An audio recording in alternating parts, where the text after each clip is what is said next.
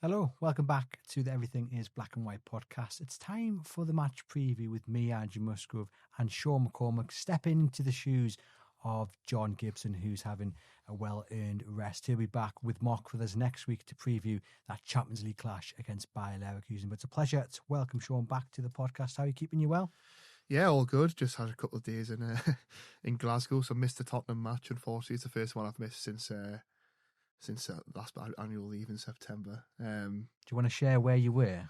Well, yeah, my missus is a big Mumford & Sons fan, so I was in Glasgow watching Mumford & Sons. It was initially, obviously, the Tottenham game was supposed to be the Wednesday night, so I wasn't actually going to miss the game, and then the TV changes scuppered that one. So, yeah, I was getting the notifications through on my phone, and to be honest, it sort of ruined the gig a bit when the 95th minute equaliser came through from Christian Romero on flash scores. But yeah, decent little time away to sort of recharge the batteries, and looking forward to covering Newcastle. What's going to be a grueling December period, but hopefully a fruitful one. They've got some opportunities there, I think, with Champions League Cup quarter final, obviously the big derby next weekend, and Burnley this weekend at home, which of course we're going to talk about here. But I think that's a big opportunity for Newcastle to get back to winning ways in such a congested Premier League table. Yeah, certainly so, to get that kind of reaction from what ended up being a disappointing result against Spurs. And we'll get onto that in a moment. But before you hot-footed up the road to Glasgow, you had the pleasure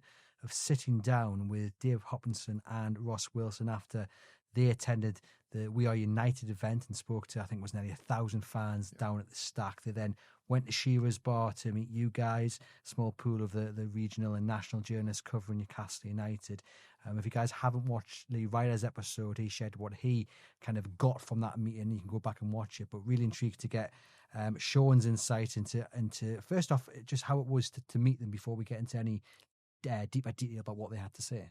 Yeah, good. I mean, obviously good that they're sort of talking to the fans first and foremost, and then obviously talking to us in the media as well. I'd met David Hopkinson briefly before the Wolves game in September. He came and got introduced to all the press pack before that game, and he struck me as really enthusiastic in the 30 seconds that I got to speak to him then.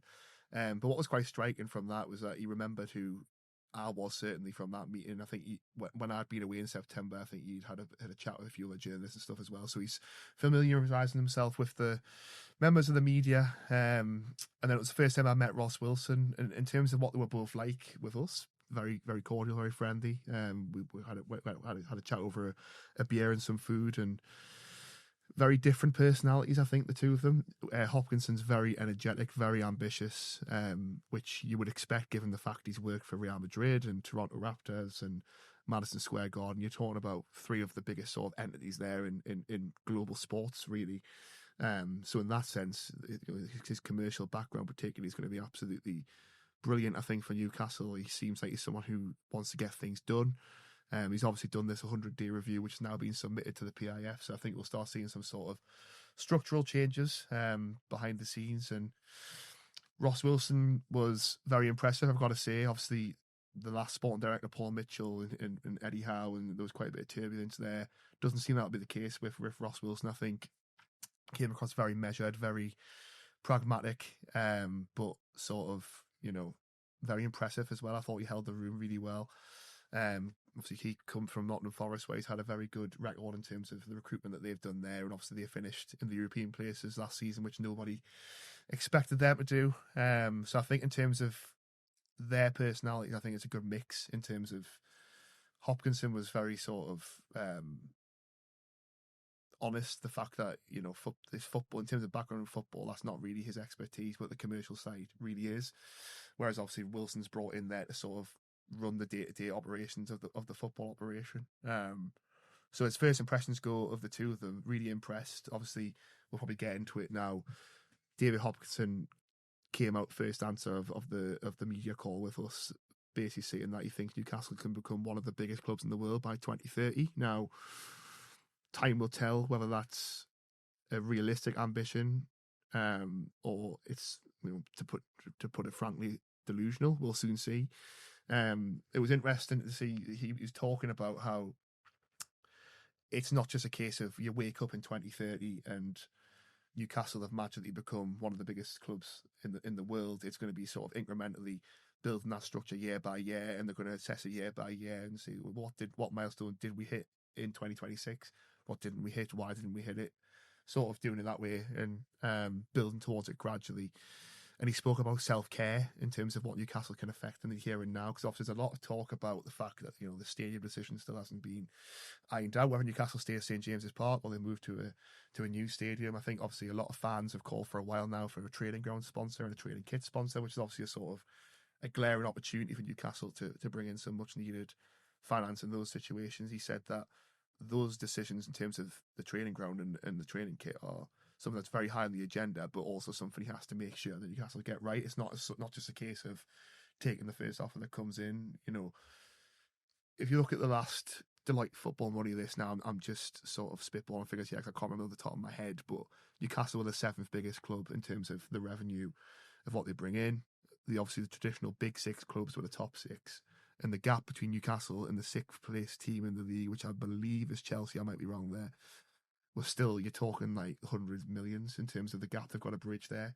Now, that's not going to happen overnight, but if David Hopkinson wants Newcastle to realise the ambition of becoming one of the top clubs in the world, they've got to start bridging that gap. So it'll be interesting to see sort of what deals they bring in there. One interesting point from what he said was that he was talking about Peter Silverson's role. Was obviously he's left now, the chief financial officer. They're going to sort of bridge that into 2 separate roles now, which he thinks will help the scope there in terms of one of the rules will be concentrating just purely on revenue and finance, whereas the other rule will be concentrating on marketing. That could make a big difference, of course, in that sense. And he also spoke about getting world-class talent in, and he feels he's had conversations with a few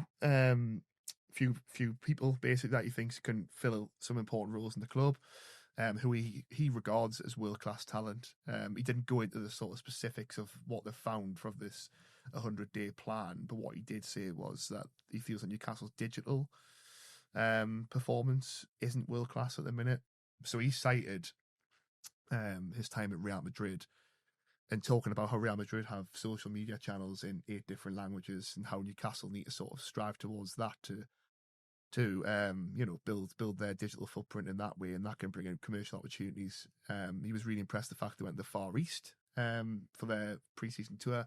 So I think we'll see some more of that targeting, different regions. And one thing he said, which was very interesting, not in that chat, but in the event at Stack, was if Newcastle get this right, a lot of Newcastle's fans of the future will never come to St James's Park. Now, that might sound like a sort of striking statement, but actually, if you think of Real Madrid, Manchester United, Liverpool, they've got fans from far end and reaches of the world that Newcastle simply don't have yet. But if they do get it right, there is going to be a growing fan base in there.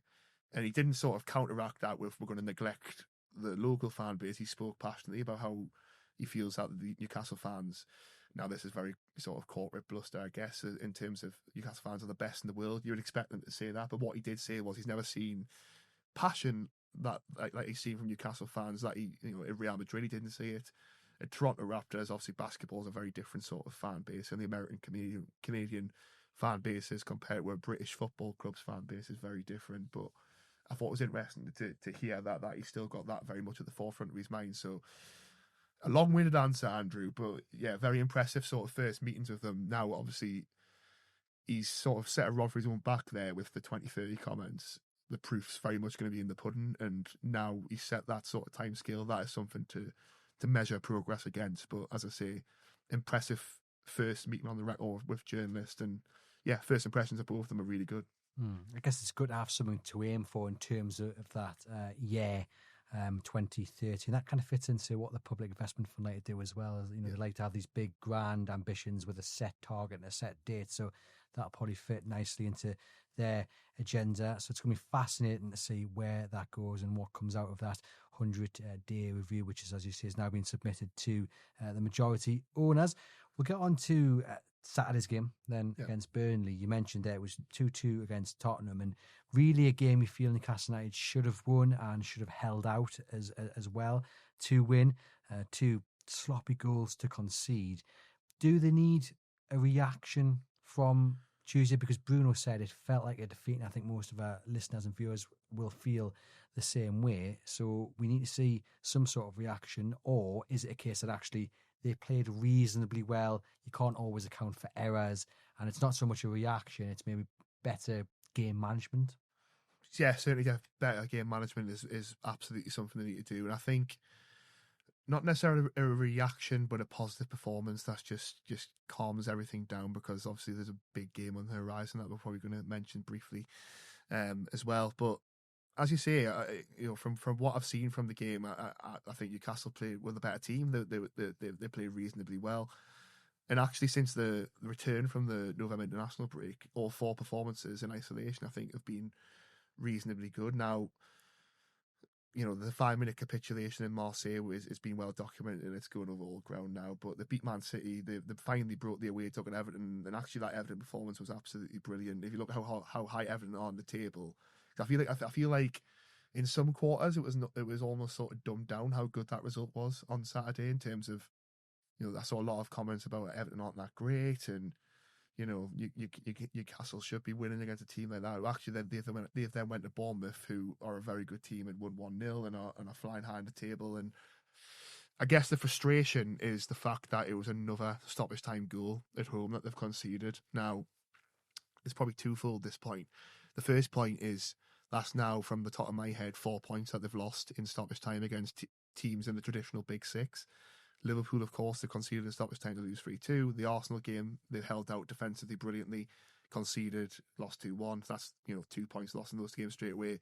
And then obviously they've lost 2 points on Tuesday night by giving it away in the 95th minute from a goal that is eminently avoidable from a lot of, we'll probably get into it in terms of it's gone through a lot of bodies. I think the keeper needs to do better with it as well.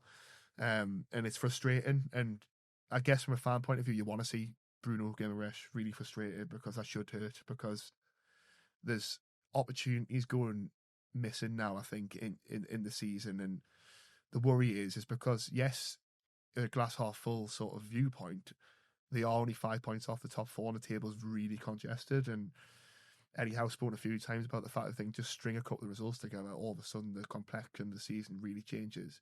But also, if you add those 4 points to the tally, then they're 1 point off the top 4, and I think they'll be 7th in the league, joint in points with Crystal Palace and Sunderland, and that's the frustration. And if you think about it, those 3 teams that I've mentioned in those games were at home. They've played Man City at home already. They played Chelsea at home this month. So that's 5 of the traditional Big Six they've played at home in the first half of the season. Now, Newcastle at 12th, and as I say, that could change quite quickly. The worry is you've got to go to all those places away from home in the second half of the season, and how much of Newcastle sort of missed grand opportunities to pick up vital points on the table. I think my other concern, in line with what you've just mentioned there, is that when these so-called big sides no longer need to visit St James's Park, I'm a little less confident of them getting results against even the likes of Burnley to a certain degree, because we know that they can get up for the games against Man City, against Chelsea, against Arsenal, against Liverpool. They tend to perform quite well. So I am a little bit apprehensive about Saturday. And I think the other real frustration is that it's just been so start-stop or stop-start. Just when you think Newcastle are getting a bit of momentum about them, all of a sudden it derails because of 2 defensive lapses. And I think we need to see some consistency, don't we? And that's the key, because like I say, the table's so congested. We've got a lot of games coming up into the new year, some big games. But as congested as it is now, in 2 weeks' time, it could look a lot different, and it could look a lot worse if Newcastle haven't picked up wins. Yeah, and they have to pick up wins. It's as simple as that. They've got 2, as I said there, we've got 2 home games against Burnley and Chelsea, sandwiching the Sunderland game. And Burnley, to be fair to them, have actually put up a decent fight so far this season, and I actually do think they could make it difficult for Newcastle. The defensive record they asked in the Championship was second to none.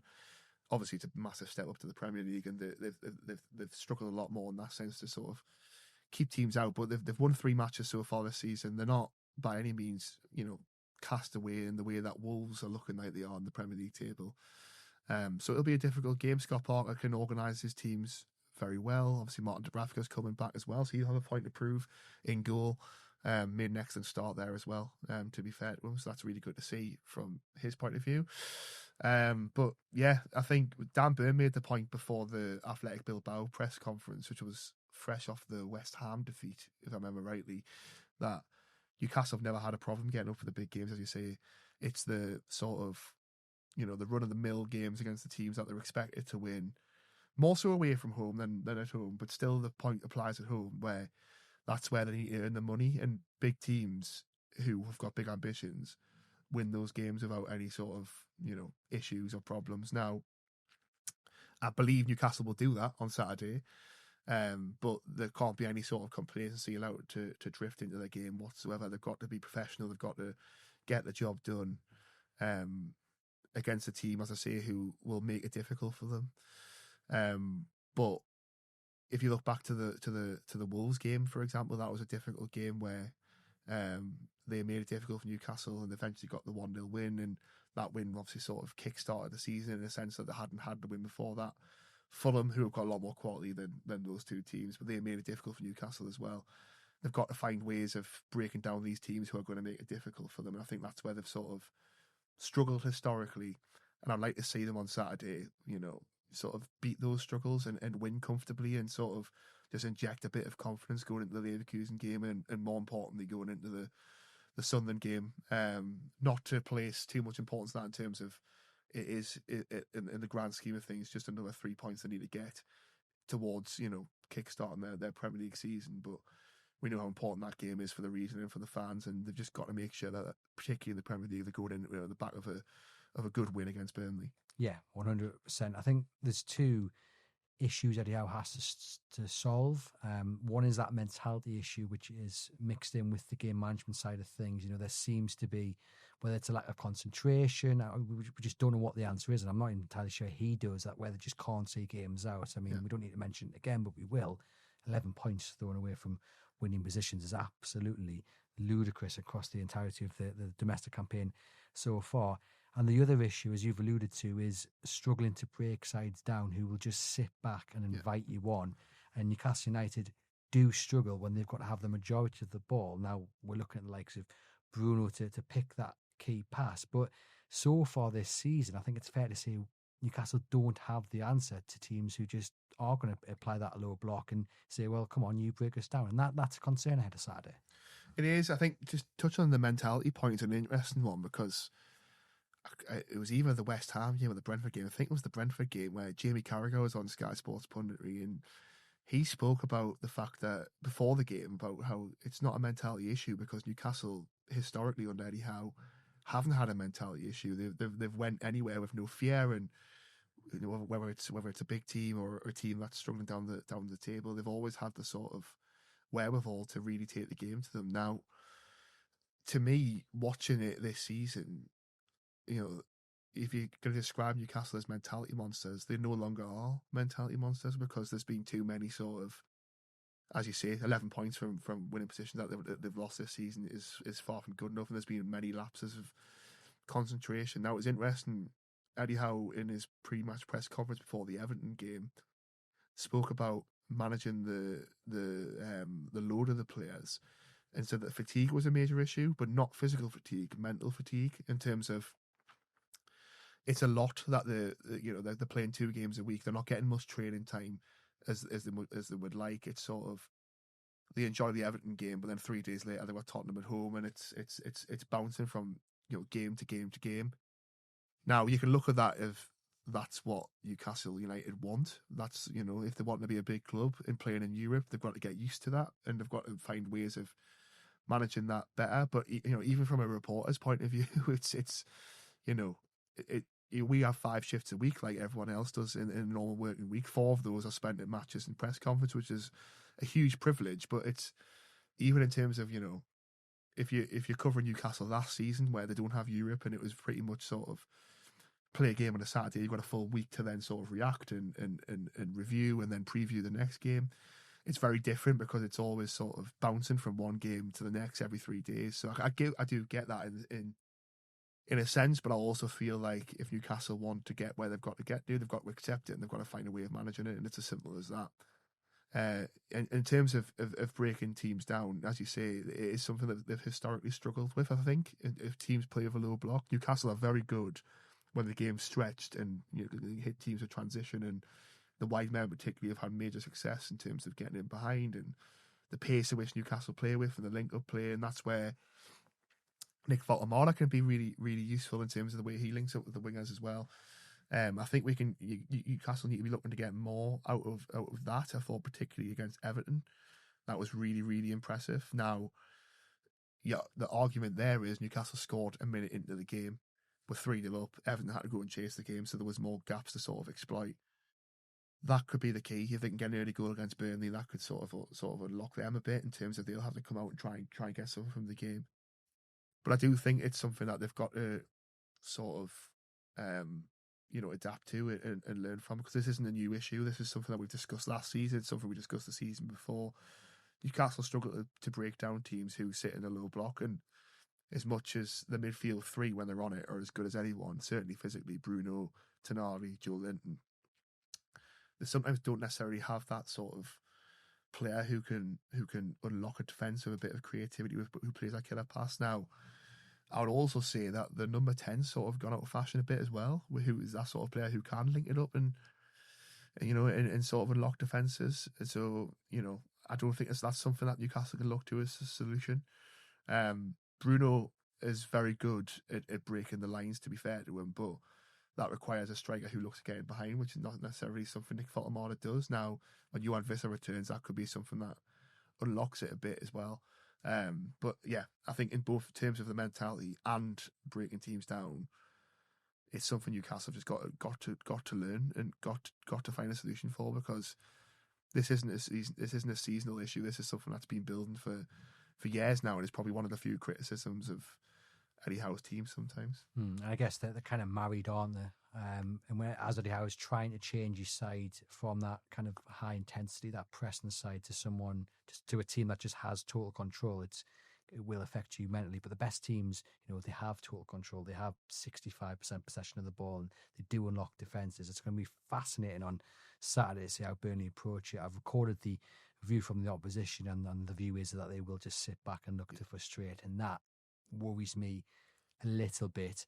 But then, I look on Tuesday, and as much as it was frustrating, and I said this on Wednesday, I felt Newcastle could have played all night and they wouldn't have won that game. It just felt like they were going through the motions slightly, but they did create chances. Joe Linton hits the post, Louis Miley has 2 efforts, which he probably should do better with. Barnes has a shot on goal. So it wasn't like a very bad performance. It wasn't like they weren't creating anything, just they weren't clinical. So there are positives to take. And the other positive as well, if someone had sat down, Sean, and said to you, you can have 7 points from Man City, Everton and Spurs, you're taking that. Now in context, you say, well, Spurs are dreadful. They did look like exactly what they are, a mid-table side at this present point in time. Newcastle should be beating them at home. They didn't, okay. But that's also the positive, that actually it feels like a defeat against Tottenham. But if you look at the form of late, Newcastle have got a really good points haul in the Premier League. A win against Burnley on Saturday, which they're more than capable of doing. That is a decent return.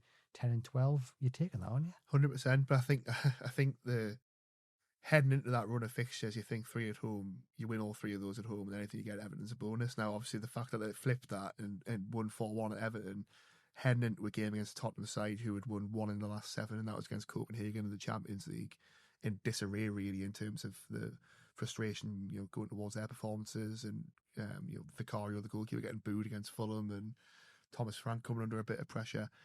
That context added to it, that's where the frustration lies, I think, for Newcastle. But you're right, if someone had said from those 4 games, if to beat Burnley, you take 10 out of 12 points, you're taking it, and that momentum then builds into the season, and it's, Newcastle are forward facing rather than looking down, which is really good. And as we've said at the start of the show, that it's such a congested league table that they just need to keep that sort of, 10 points for 12 across the piece is very, very good. It's just the frustrating way in which they blew that game against Tottenham that's going to sort of linger. And I think that's why they need to hit back with a good performance against Burnley, a comfortable win against Burnley. And things start to look up. If they win that game, and a few teams above them lose that game, all of a sudden, they're looking upwards again. I think, just in terms of heading into that Sunderland game as well, they play Man City. If they get beat, Newcastle all of a sudden are only 1 point behind them if they beat Burnley and they lose at Man City going into that derby game. So that's another incentive for the fact that they could actually not only beat Sunderland, but move above them in the table, which, let's not base Newcastle's ambition on that. If someone had said at the start of the season that in December you're going to take that as a win, they'll think you're absolutely mad. But Sunderland, have done really well this season and have proven themselves, acquitted themselves really well. But I just think that, as you said there, Andrew, 10 points from 12 is a very respectable haul. I think Eddie Howe would have taken that in isolation. I just think that the fact that the circumstances around the Tottenham game, it just makes it that little bit more frustrating that it didn't quite get the 3 points. Yeah. Just a reminder, ladies and gents, this episode is sponsored by NORD VPN. Do click the link in the podcast description box to get a discounted offer on your plan. There's no risk with a 30-day money-back guarantee. One subscription can be used across 10 devices. It protects you while you're out browsing on public Wi-Fi. So on the train, in a cafe, in a restaurant, you have that added extra element of security and you're supporting the podcast at the same time. I've kind of mentioned it earlier in the show, Sean, but as you've just kind of mentioned it there as well about how Spurs came to St James's Park and on paper everything pointed to a Newcastle United win. That's exactly why I'm a little bit apprehensive about Saturday, because it's 5 defeats on the bounce now for Scott Parker's Burnley, and they're making mistakes at the back. He is looking like a man who is just resigned to relegation. I don't know if you've seen his post-match press conference after the defeat to Crystal Palace. Like, he's saying things that if I was a Burnley fan, I'd be like, right, okay, like, bye-bye then. He clearly doesn't seem like a man who believes Burnley have got enough to stay up. And yet, I can't sit here and say to our viewers and listeners, say to yourself that I'd be willing to put everything I own on a Newcastle United win, because I just feel, and whether it's years of supporting the club and being burned before, I just feel like this could be something that they slip up on, because we've seen it this season, and I guess it's just ingrained in us as supporters of Newcastle for the last 30-odd years. I think it's natural to have that sort of fear. I think, as you've just alluded to there, though, Burnley are coming here in poor form, and it never ends well, I think, when a manager starts to talk that way, no matter how accurate it probably is, because, if you look at actual Burnley's personnel and the squad that they've got, it isn't much better than the team that come up. If you look at the difference of Leeds and Sunderland, who've had a proper go in the transfer market and spent a bit of money, that's probably a reason why both of those clubs find themselves currently outside the relegation zone and Burnley don't. And I think from Newcastle's point of view, if you look at it from that sense, if you forget the sort of the frustration and the context of many near misses so far this season and what we've just spoke about before about them struggling, there should be absolutely no reason Newcastle go into this game with any sort of trepidation. Newcastle in terms of the quality of their squad and the quality of their starting 11 compared to the quality of Burnley's squad and the quality of their starting 11, there's absolutely no comparison. At home, Newcastle have been largely really good this season. I was actually having this conversation with a friend recently in terms of, I've only done Everton away this season as a reporter on the ground, so most of the games I've done this season have been at home. I was away when they got beat off Arsenal, and I hadn't started the job when they got beat off Liverpool. So from my mind, the only game I've actually seen Newcastle lose in the flesh this season was Barcelona, which they played well in. So it's hard to sort of, at times, sort of displace yourself from what you're seeing live in the flesh to what you're seeing in the away performances. But then that bodes well at home, I think, that they still have such a strong home record and teams fear coming to St James's Park. And Burnley, off the back of 5 defeats, coming to St James's Park is probably one of the last places they want to go in the Premier League. They know how difficult it's going to be without that added context. So I think that's where you take your confidence from. And rather than us sort of making this a podcast of fear, I think you've got to be positive going into a game where Newcastle are going to be heavy favourites, let's face it, against a Burnley side. That's not to say, as I've said previously in the podcast, that they can have any sort of taking it easy or taking them lightly. They've got to sort of take it professionally and not allow complacency to come into it. But Newcastle against Burnley, that's sort of at the start of the season, you think, right, that's a banked 3 points. They can't have that mentality, but you've got to have that sort of confidence going into that. They're not going to slip up yet. They're going to win and actually head into an important week in the Champions League away at Leverkusen and an important game against Sunderland. They're going to go into that sort of week with the positive momentum of another hard-earned 3 points at St James's Park. There we go. He's the positive one, and I'm the negative one. Fingers crossed that Sean's thoughts are the right ones and mine are not. Let's talk about the team then, because there's likely to be a few changes. Aaron Ramsdale will start in net because of Nick Pope's injury. Across the back four, you would think Tina Livramento and Lewis Hall will start once again, and they've obviously been such an important reason to why Newcastle's form has turned around of late. They've been absolutely brilliant. The dynamic just totally changes. Centre backs, maybe there could be a change there potentially. I mean, Malik Chow will start. It's just a question: is it alongside Fabian Schär or Dan Burn? I'd be willing to say that it'll probably be Dan Burn, but I wouldn't be surprised if it would be Schär, but that would be down to rotation. I think I can't see him going 5 at the back against Burnley, so I think it will probably be the back four that started against Tottenham. Yeah, I think there's actually an argument that Schär could come into the team. It'll be interesting to see what Eddie Howe says in the press conference tomorrow. I think at full back, there's not really any other option. Is there? Tino's the only fit right back. Lewis Hall's the only natural left back option in the squad. I don't think we want to go down the road of playing Dan Burn there any more than we need to. In terms of the centre half pairing, I actually think Sven Botman's injured at the moment. That Malik Chow and Dan Burn is the most balanced centre half partnership Newcastle have. But Fabian Schär played alongside Malik Chow against Manchester City and played really well in the left side of the centre half role. I wouldn't be surprised if he comes in again, which then allows sort of Dan Burn a bit of a rest ahead of 2 away games where I think his aerial ability and his leadership is going to be absolutely huge against Leverkusen and Sunderland. I mean, he's a shoe-in for the Sunderland game. Yeah, exactly that. So I think it's probably a sensible one for Fabian Schär to come in, and I thought it was interesting.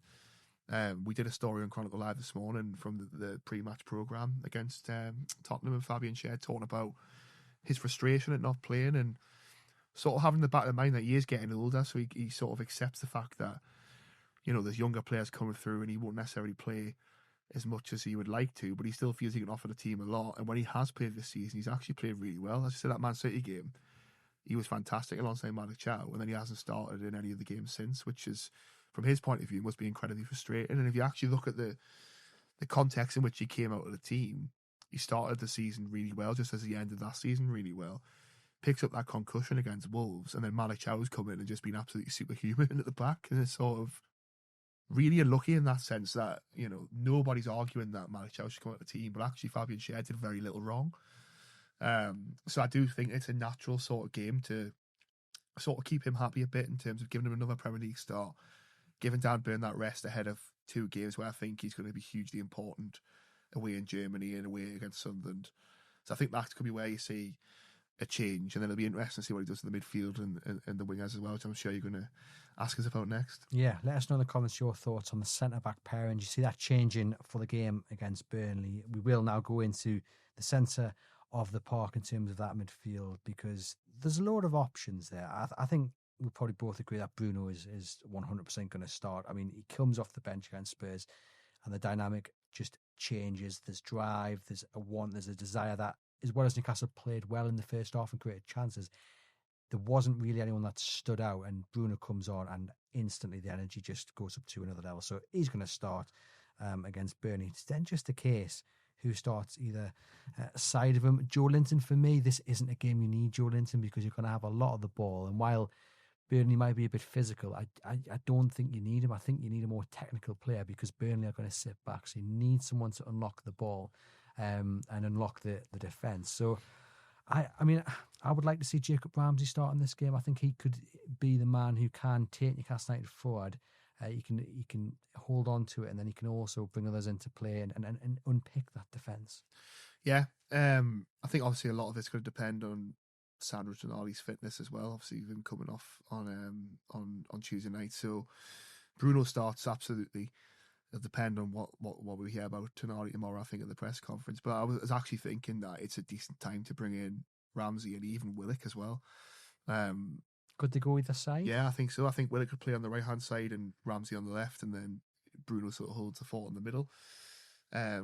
Again, without disrespecting Burnley too much, I think Eddie Howe probably looks at this block of fixtures and think that's the time I can give a Ramsey and a Willock an opportunity from the start, which they're both going to be asking for. And actually, to be fair to Joe Willock, the last couple of games he started, he's played really well. He was brilliant in Marseille, and he was brilliant against Tottenham in the Carabao Cup win as well.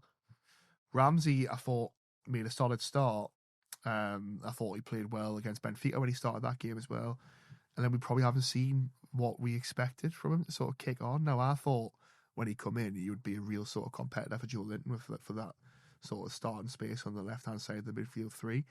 That hasn't really materialised yet, but I do think he needs that opportunity. You know, Eddie Howe really rates him. He always talks really highly about him in press conferences, and I think that is the time, I think, the Burnley game to start him. So it really wouldn't surprise us, actually, if it was a midfield three of Willock, Bruno and Ramsey.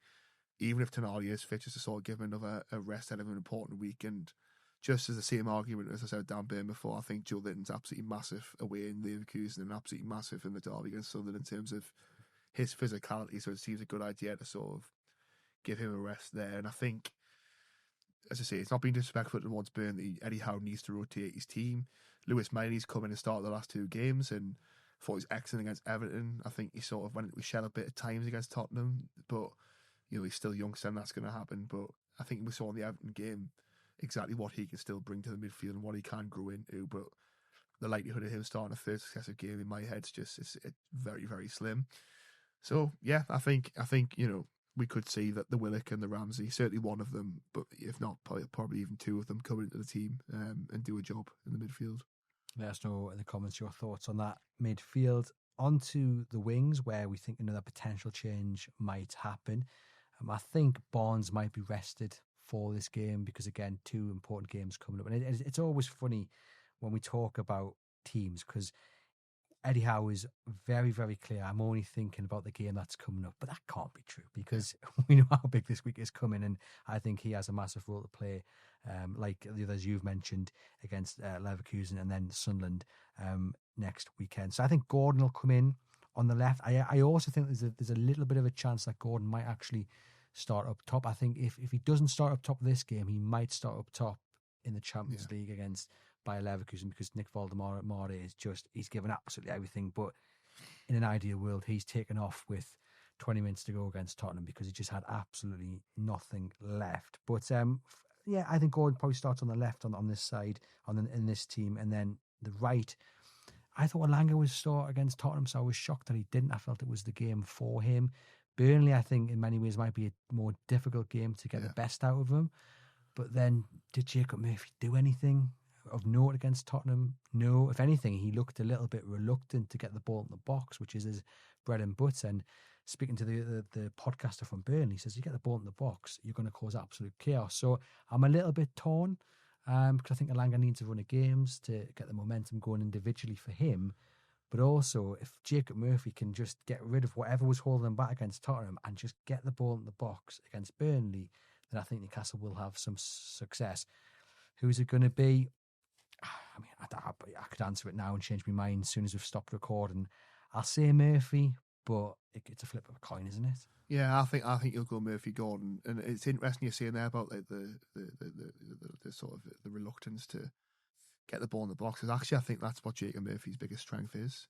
In terms of, if you look at the difference between him and Anthony Elanga, Jacob Murphy's intention usually is touch, look up, kind of how's the best way I can work an angle for a cross or work an angle for a shot. And I think that's when Elanga was struggling, that was what the fans really appreciated. The fact he was so direct and so decisive doesn't always pay off, but you know, if you keep buying a ticket, you will eventually win the raffle, as they say. So I think he will be more suited to this game. I think Elanga will be more suited to the Leverkusen game midweek, where the game will be a bit more stretched. Newcastle will be asked to do a bit more defensively, and actually that's where you can catch them on the break. And I thought, to be fair to Elanga, because I think he was getting to the stage where, even though it was still early doors, where people were starting to write him off, and I was watching it thinking, like, you know, what does he actually bring to the table in terms of, particularly in the Premier League, he was giving the ball away cheaply. He wasn't necessarily pressing in the way that Jacob Murphy does or Anthony Gordon does. And the end product just wasn't there. Brilliant in terms of his pace, and he can carry the ball. It was just more his decision making, and sort of, I asked Eddie Howe about it going back to maybe the start of November or maybe the end of October. It would be the end of October, actually, after the Benfica game. Like, what does he need to do to sort of, you know, get to the level of the 3? Because we look back that night, I think Gordon scored, Barnes came off the bench and scored, Murphy created one of the goals. And he said it was pretty simple, that the new signings over his period of time at the club have needed time to adapt to Newcastle way, in inverted commas. And actually, if that game came off the back of the Brighton game, the game at Everton was his first start since the Brighton game, so it was 6 weeks. Yes, there was an international break in that time as well, but 6 weeks where he had to sort of sit on the sidelines and sort of absorb what Newcastle do well and how Eddie Howe wants to play. And actually, I thought against Everton, you were starting to see signs that he was picking that up, because if you look at the performance, the first goal, he races through, he could do better at the finish, but he forces a save. Newcastle score from the corner, the 1-0 up. Second goal, again, beats Mikalenko. Cross can be a bit better, but that sort of sets the pinball off for Lewis Miley's goal. And then the third goal was the most impressive from my point of view, because it was a sort of a hopeful ball over the top from Tino Livramento. He chased it down, he beat Tirbit Irabrum to the ball, finds Nick Thottamara in the box, creates the goal, 3-0 up. And actually, all three of those goals have come from Anthony Langa's positivity and sort of, you know, adapting to the Newcastle way, in inverted commas. I think his best performances other than that have come against Barcelona and Union in the Champions League. So I think that's why he's more suited to that game. And I think that Murphy, as you say, gets the ball in the box. He's going to cause more problems against a Burnley team that's going to sit back. I think Murphy, again, is probably more suited to the Sunderland game in terms of understanding what that fixture means to the supporters and being tactically astute in a game that's going to be really, it's going to be decided on tight margins. So that's why I think Elanga comes into it. As you said there as well, Andrew, is like Eddie Howe will never admit that he looks at it, looks beyond game by game, but actually look at his team selections. It's pretty telling that he's got a plan in place. And I think the way we're talking here be a lot more technical in terms of the way he has that conversation with Jason Tyndall and his coaching staff. But I do think there's an argument where he is doing it and building off that sort of block period. Right, this is the team for this is the team for this, barring any injuries, of course, and suspensions. And I do think he probably looks at this block of 3 fixtures now and thinks he's got a team in mind for all 3 of those games, even before any circumstances arise from that Burnley game. We should, hopefully, fingers crossed, unless Eddie Howe was leading us down the garden path, have Johan Wissa on the bench, do we think? That's the sort of noises that we've been getting from the manager. It'd be very interesting to see if he's upfront about it tomorrow at the press conference. I think now, genuinely, for about 8 weeks, one of the opening questions every single time at those press conferences is, where's Johan Wissa? What's Johan Wissa doing? How is he recovering? Blah, blah, blah. And it was interesting on Monday because obviously we met, as we said at the top of the episode, we met Hopkinson and Ross Wilson on Monday evening for a chat with the media.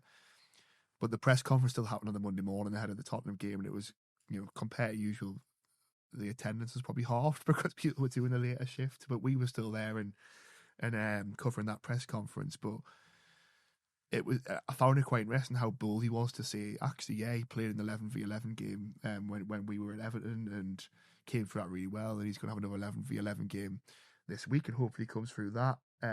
He's probably just happy that no one leaked it. Well, yes, I know something you guys don't know. Yeah, exactly that. And then it was good that he sort of give us that little sort of, you know, fill it on Monday. And actually, the noises, you know, coming from elsewhere this week is that he's come through that game well. So we'll be interested to see what Eddie Howe says tomorrow. He has also warned every time he spoke about this, says that once he's back to fitness, he needs a pre-season, because he didn't really have that at Brentford for the issues that were pretty well documented. And I think the fact he's come back from a knee injury, which has kept him out for 3 months now, Newcastle have to be very careful in terms of overloading him. So I think even if he's on the bench against Burnley and he comes on and then, you know, leading it to Leverkusen and Sunderland, I can't see him starting any of those 3 games. I'd be very, very, very surprised if that happens. I think just having him on the bench, you know, even if he doesn't come off the bench against Burnley, I still think that's going to have such a positive boost for everyone, the fans, the coaching staff and the players, because we know that he's getting so close to actually being able to be used.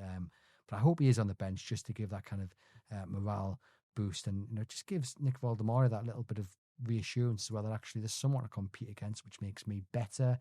And if it's not happening for me, there's someone to hopefully come off the bench and change the game. But yeah, I think, yeah, he's not going to start, as you say, any of those games, and it's probably a little bit too soon to maybe even see him coming off the bench. But look, if he's on the bench, he must be fit enough to have some role, right? Yeah, we'll see. I think the ideal situation on Saturday is Newcastle are maybe 3-0 up, and, you know, with 2 minutes to go in the game, Eddie Howe brings on Johan Wissa. The reception's brilliant in the stadium. It gives everyone a lift going into an important week.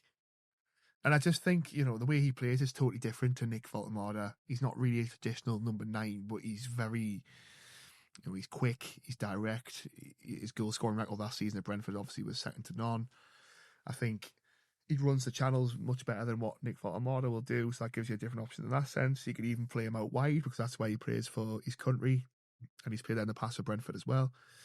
I just say it's just a huge boost. This is someone who Newcastle have paid a lot of money for and taken a big gamble on, given that the fact he's 29. There's not going to be any sort of sell-on value of what they've paid. This is a signing for the here and now.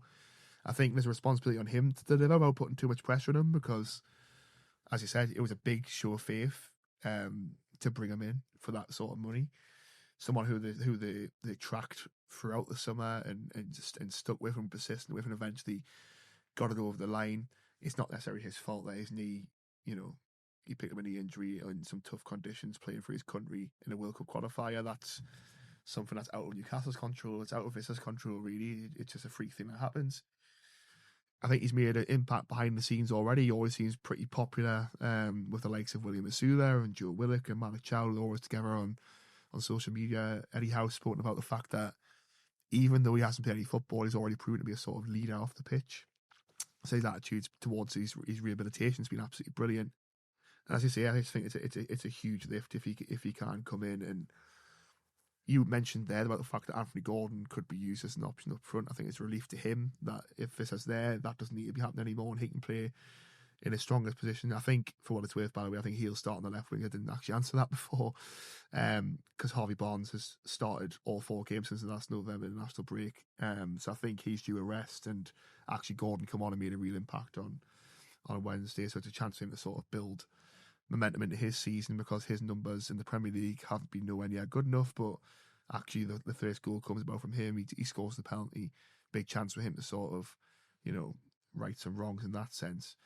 But yeah, I just think Vissa's presence at the game will be huge. Obviously, in recent weeks, William Asula has been injured as well, and Sean Lee's been on the bench, who actually looks at real supreme talent for the under-21s. But I asked Eddie Howe about on Monday if you would trust him, and he did say you would trust him and Alex Murphy to make an impact. But I think the fact that we haven't seen him yet would suggest that they're not sort of, certainly at Premier League level, not ready to sort of throw him in that environment just yet. So Vissa coming back in that sense just gives Newcastle more options. Nick Faltamara can get a rest when it's needed. I still think he'll be the main man up front. I think he's proven in the 3 months Vissa hasn't been here that he can score a goal in the Premier League. He's probably the supreme footballer in terms of, you compare the two of them, he's probably the better footballer. But Vissa just gives you that other option. And how many times have, for example, if it's not quite happening for Nick Faltamara, if a team's worked him out or it's just not getting enough service to him, you've looked at the bench and thought, right, what can we do to change it here up front? And Newcastle haven't necessarily had that option.